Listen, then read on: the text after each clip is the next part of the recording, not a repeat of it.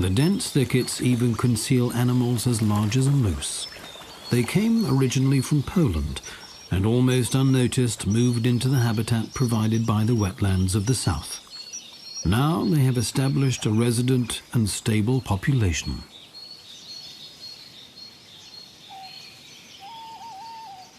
Over the centuries, this man-made landscape became wilderness.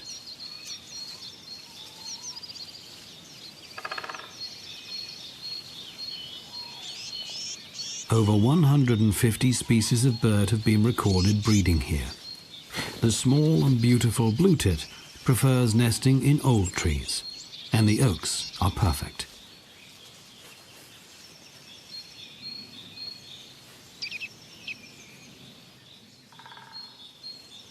Stag beetles are found here too, and no surprise as oak forests are their preferred habitat. When two males meet, their huge upper mandibles lock together as each tries to force his rival off the branch. Mating is serious business, and no quarter is asked or given. There will only be one winner, and to the victor, the spoils. The woodlands are a perfect habitat for red deer.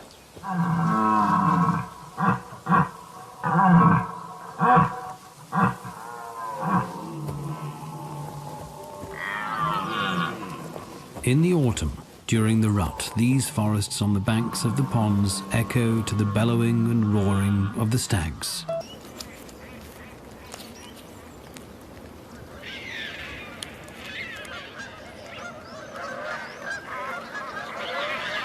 By the end of February, there's a new sound in the air. The geese are starting to return from their wintering grounds. Slowly, winter loses its grip on the landscape.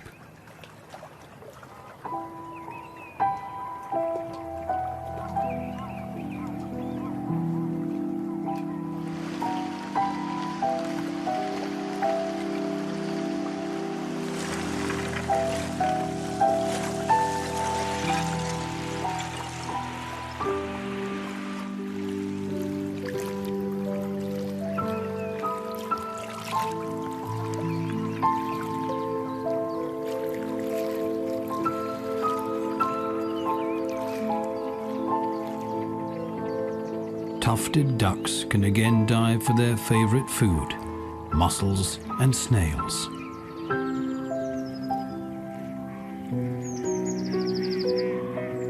Tens of thousands of waterfowl will soon arrive to spend the summer months in Bohemia's wetlands in the heart of Europe.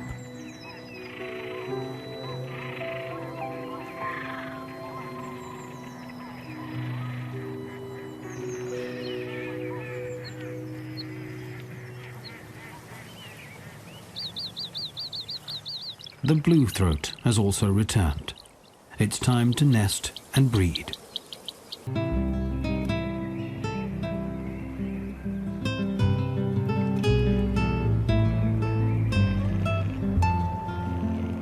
The early morning mists still shroud the land with an almost autumnal mood, but the life in and around the ponds is approaching the annual peak.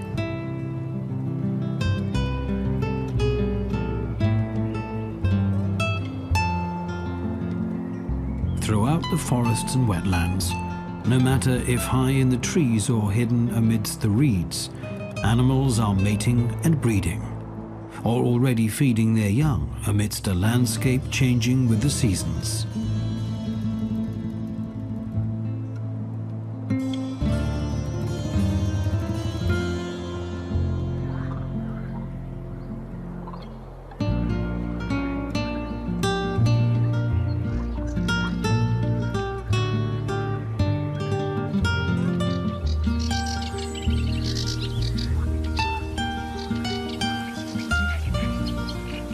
Great reed warblers have returned to the bushes along the banks of the ponds. With loud calls, they mark their summer territory.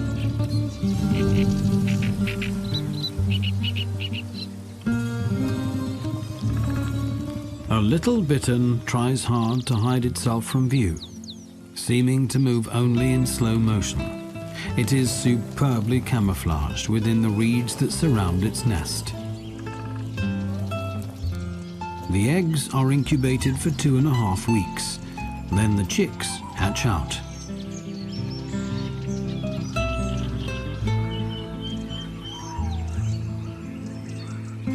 Close by, the pendulum tit delicately weaves a hanging nest. The bird gets its name from the elaborate pear-shaped nests that hang down from branches. The male uses what he can find: plant fibers, spiders' webs, and animal hair to weave his nest.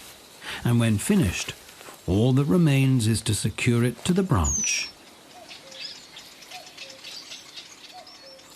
The young of the night heron have already hatched.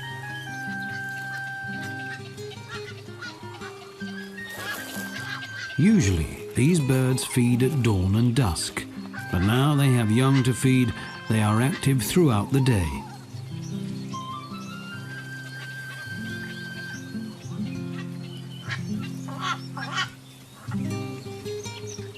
Both male and female take turns guarding their young. They won't leave the nest until they are between 3 or 4 weeks old. But even then, the parents must still continue to feed their chicks with frogs, fish, and insects.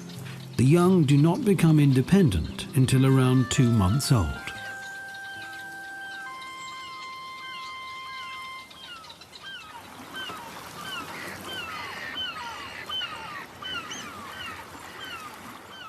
Red kites prefer strong and high trees, and this pair have built their nest next to one of the ponds. The open waters are an ideal hunting ground for these raptors. The young depend on their parents for up to 2 months, and both adults are busy hunting small mammals and birds to feed their rapacious offspring. Throughout the wetland, it's the same story. A steady procession of adults flying to and from their nests with food.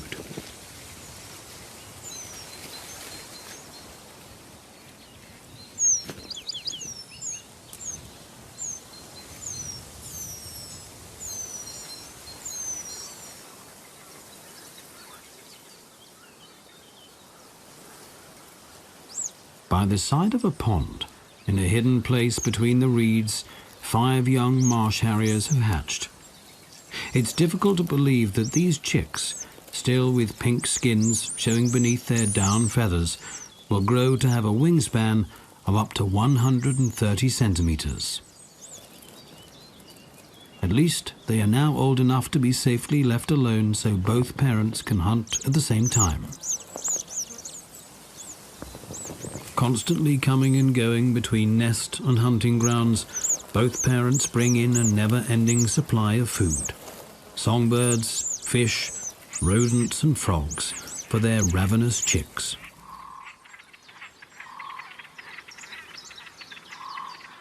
On the open pond water, the great crested grebe is also busy seeking food for its young. In fact, an entire colony has built their floating nests close to the bank.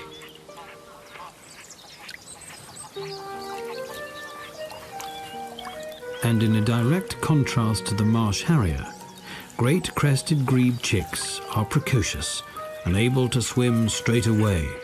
But if a parent is close, they much prefer a piggyback ride.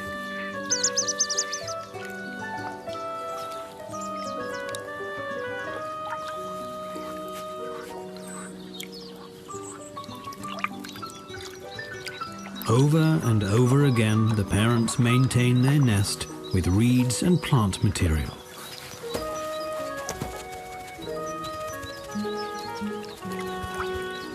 Perhaps the chicks really should get used to the water.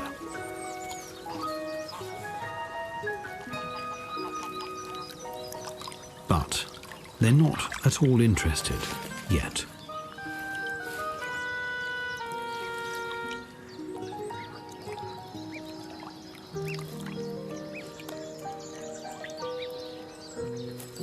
No matter how hard the parents try to convince them, the chicks just don't want to know.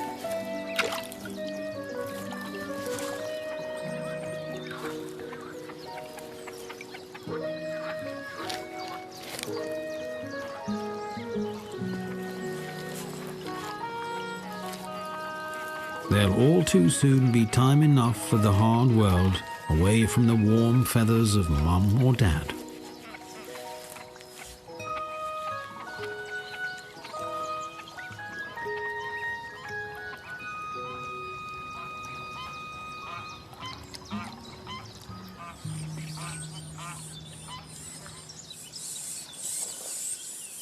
The great reed warblers can hardly keep up with the demands. 5 hungry mouths are constantly agape, begging to be fed.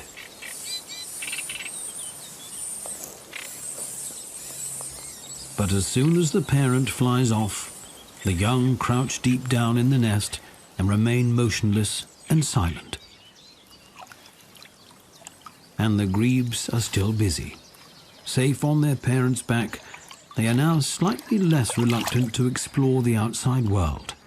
Both parents will put up with this for the first 2.5 months or so.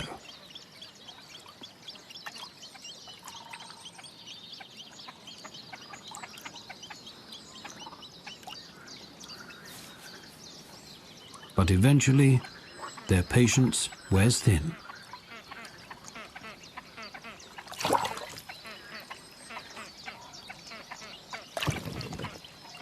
The adult takes a dive and leaves the chick floating. But as soon as the adult surfaces, the chick is single-minded in its determination to clamber back and snuggle down again amongst the warm feathers. A quick snack. And the life raft, once again, becomes a submarine. Grebes can dive as deep as 20 meters and hold their breath for as long as a minute. And so the game goes on and on, but gradually the chick learns that water can actually be fun.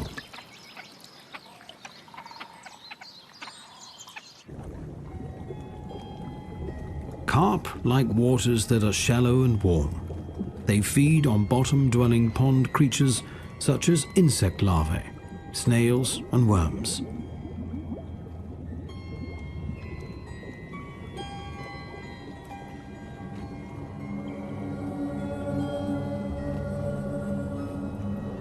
Beneath the surface, the reed jungle is an important refuge for many small animals.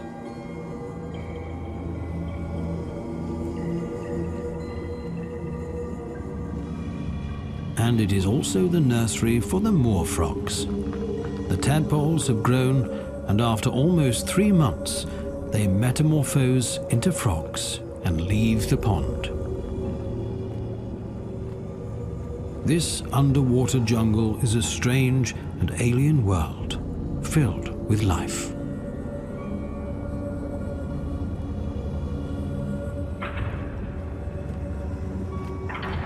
Water stick insects are ferocious predators, hunting mosquito larvae and water beetles.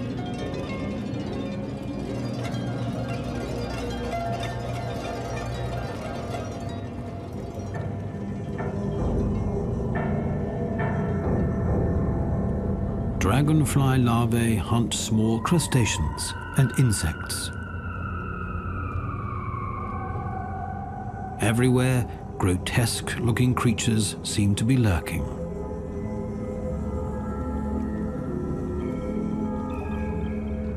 The next generation of mosquitoes hang upside down from the surface, like strange fruit dangling seductively from a tree.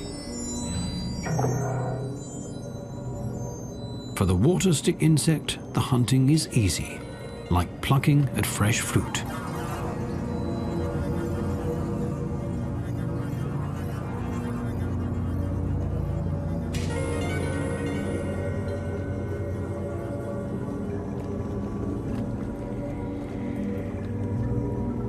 While the nymph of a southern hawker snatches a backswimmer.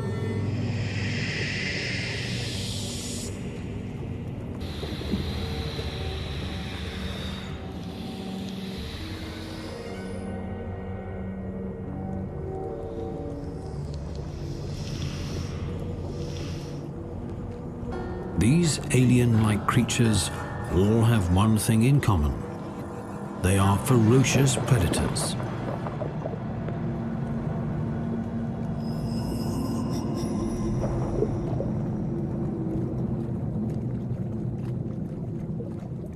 They all rely on the tangled jungle of reeds.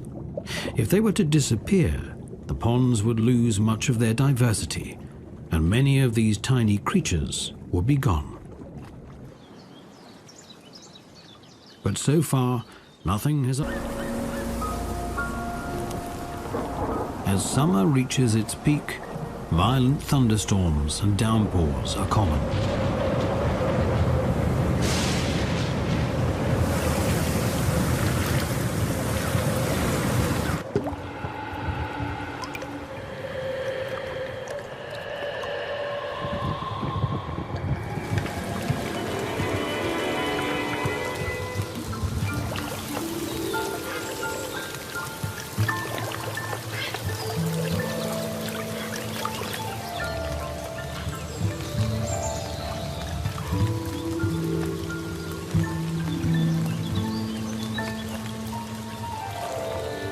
Years earlier, a small population of moose established itself in the south of Bohemia.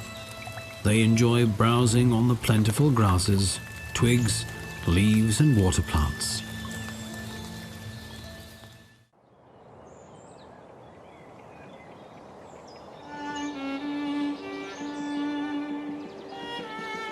The season is changing once again. The hot days of summer are coming to an end. Exposed to the heat, the leaves are gradually losing their lush green color.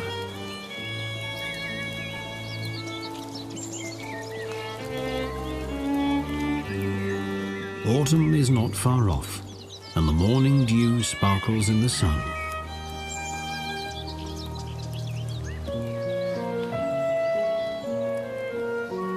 All around the ponds, dragonflies are starting to emerge.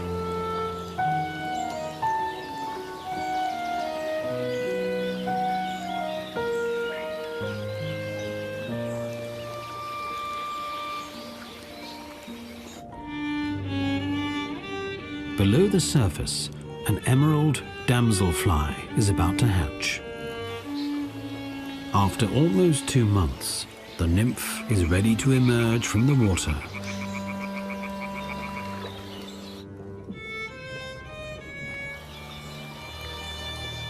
The emerald damselfly is one of the commonest of the dragonfly species in Central Europe. All they need are small insects to feed on and stagnant water to lay their eggs in. The nymph climbs from the water and up the stem of a plant, then sheds the last of its larval skin and transforms into a perfect adult. But before it can fly, it must first dry its wings. Grass snakes have already laid their eggs in one of the embankments. Now in late summer, the young start to break out.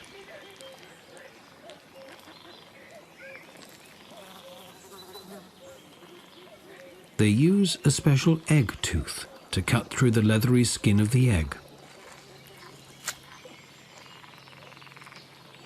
But there is no great rush to leave the safety of their nest. Some of the young snakes stay close to the eggs. But others head straight for the water.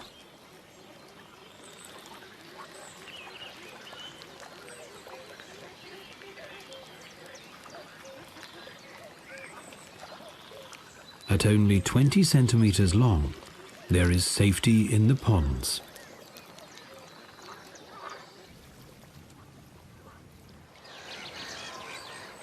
Summer is drawing to a close. The young night herons have fully fledged and can fly.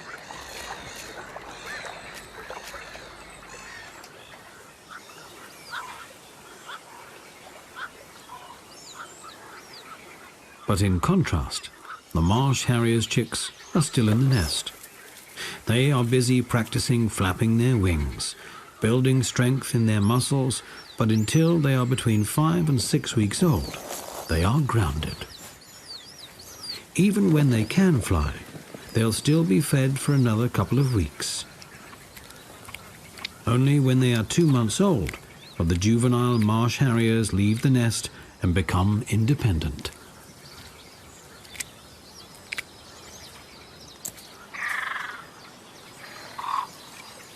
The young grebes are still demanding attention too.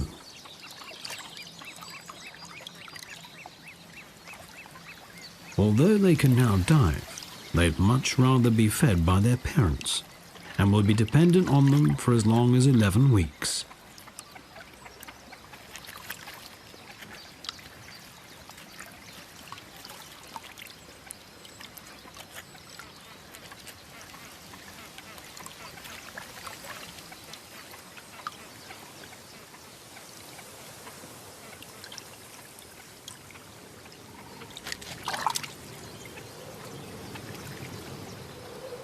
So long as human greed and ambition are not allowed to run wild, and while nature is treated with care and respect, these artificial wetlands of Bohemia will ebb and flow with the seasons of the year for centuries to come.